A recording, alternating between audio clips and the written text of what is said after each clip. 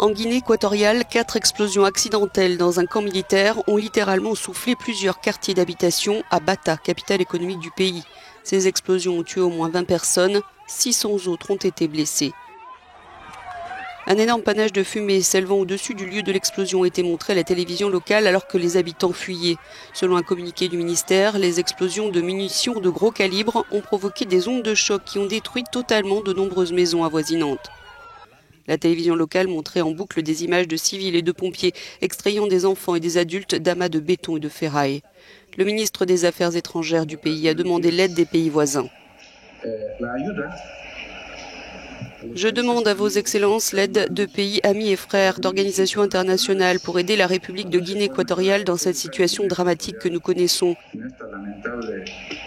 Vous savez que nous sommes déjà en urgence sanitaire et s'ajoute à cela cette tragédie dans la ville de Bata. Les hôpitaux étaient déjà surchargés par les cas de Covid-19.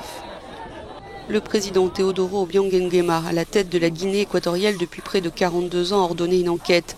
Mais selon lui, la ville de Bata était victime d'un accident provoqué par la négligence de l'unité chargée de garder les dépôts de dynamite, d'explosifs et de munitions du camp militaire de Nkoa Ntoma, lesquels ont pris feu à cause de brûlis allumés dans les champs par des fermiers. Selon un tweet du ministère de la Santé, de nombreux habitants des quartiers environnants doivent encore se trouver sous les décombres de leurs maisons ou immeubles.